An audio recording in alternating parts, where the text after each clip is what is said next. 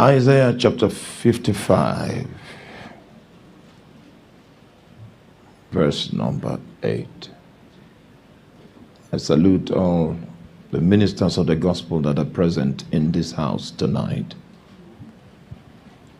These are great days, and the Lord is willing by all means to bring his counsel to pass. It is a privilege to be numbered in him.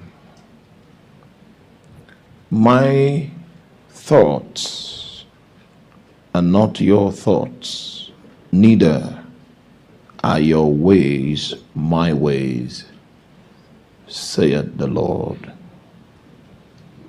For as the heavens are higher than the earth, so are my ways higher than your ways, and my thoughts than your thoughts.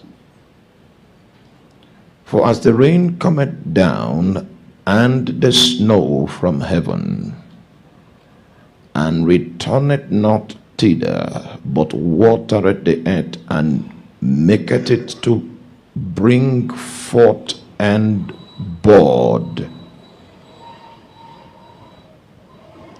that it may give seed to the sower and bread to the eater, so shall my word be that goeth forth out of my mouth. It shall not return unto me void, but it shall accomplish that which I please, and it shall prosper in the thing whereto I send it. Reduce my volume a little, just a little. Amen. Yeah, just a little. That's okay. First of all, so you have reduced it too much now. Increase it a little. First of all, okay, it is all right now. The Lord began by giving us education concerning his thoughts. Now, the reason why his ways are higher than our ways is because the way he thinks is not consistent with the way we think. Even when you are expecting a miracle from God, your expectation is within the context of your thinking. And it is heavily defective, because there is a way men conceive that things should happen, which is contrary to the ways of God, because the thoughts of God are not in the same context as the thoughts of man. So the prophet, trying to educate us of the ways of God, now says that as the heavens are higher than the earth, that's how the thoughts of God are higher than our thoughts. Now, it will interest you to know that no matter how smart you are in this room, the Bible says that the thoughts of God are higher than your thoughts. I know that's humbling, because you like to think of yourself as a star. When University of Johannesburg, you were doing well in comparison with the students that were in your classroom. And that gives you a sense of scholarship. But it is nothing compared to the metrics behind the wisdom of God.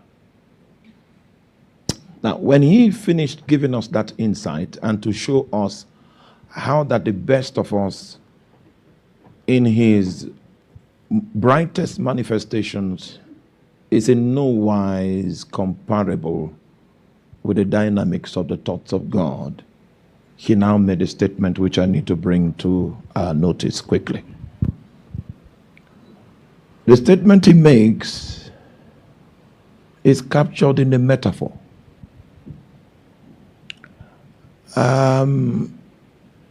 The prophetic ministry is a critical kind of ministry.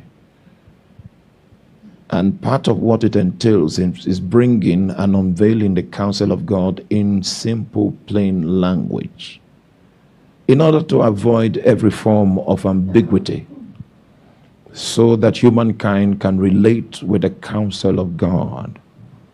Because of the nature of the prophetic ministry, the luxury of speaking in parables and dark sentences is not part of the aid, the teaching and the delivery aid that the prophetic ministry uses, because it is supposed to be revealed in clarity. Whenever you find in Scripture that prophets need to resort to parables and idiomatic expression, then you need to calm down and look at the context very well, because that is not supposed to be part of the utensils that they utilize to deliver and to discharge their ministry. The prophet resorted to some form of parable, engaging similes to typify issues that pertain to the working of God. It says, "For as the rain cometh down and the snow from heaven, and turneth not thither, but watereth the earth, and maketh it bring forth and bud, that it may give seed to the sower and bread to the eater." It says, "So shall my word be." Another thing that is different in the way God operates and the way men operate, first of all, his thoughts are higher, his ways are higher. Then the third thing he brings forth here is his word. God does not use words the way we do. In fact, the first time words were used, God used words in the Bible. They were not used for communication, they were used for creation. Those words were impregnated with the authority of God. It was a conduit through which God exercised his authority. So when God needs to use the utensil of words, there are deliberate objectives that he has in mind before he employs words, because it is possible for God to communicate without speaking. So if God will use words, then we need to pay attention to the way God uses words. It says, "As the rain and the snow, they come down from heaven." They cause the earth to bud and to bring forth, giving seed to the sower and bread to the eater. It says, "So shall my word be." And then he gives us a few characteristics of his word. Number one, he says, are you still with me? He uses three words that I'd like us to pay attention to. The first word is void. It says, "So shall my word be that proceeds out of my mouth. It shall not return unto me void." That's the first word. What's the meaning of void? Why is void in that description? First of all, before you attempt to answer, he's trying to establish that his thoughts, his ways, His words are not like the thoughts, the ways, and the words of men. So he's trying to give you insight into how his word is and how his word operates. You must understand, the only 2 times in the Bible that it was recorded that God stood on his feet. Only twice in the Bible. And anytime you see God standing, is because he wants to judge. His posture for judgment is standing. You'll find that just twice in the entire Bible. And I'm telling you this from a researched opinion. Are you there? God doesn't need to stand.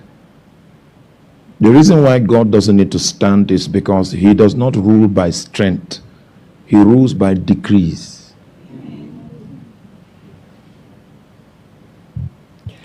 For a man that doesn't understand the way God works, you are going to miss the move of God on your life again and again just because you don't understand the way God works. If God wants to walk, what he does is that he speaks. If God has spoken, he has walked. Now, if you go to the book of Genesis, you will see Genesis chapter 1, you will see God's initiative of creation.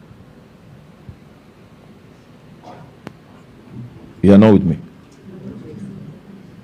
Creation was an act of God. When I say creation was an act of God, I mean that all the 3 members of the Godhead were involved in it. So if we want to study God, we study creation. Redemption was an act of God. It took all the members of the Godhead to achieve redemption. If we want to study God again, we study redemption. Anything that engaged God completely in the status of his Godhead, in the context of his Elohim, which is the plural for God, those are the specimens through which we can understand the workings of God. Are you there? Good. So the Bible says, in the same way that snow and rain comes down from heaven, it waters the earth, and when that snow is released from the sky, or the rain is released from the sky, it does not go back to the sky. That's how the word of God is. It doesn't release a word that doesn't have an effect.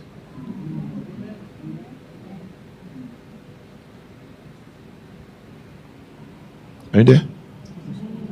Maybe you want a miracle, and the way you are expecting that miracle is in a human way. You are going to miss God, because his ways are not yours.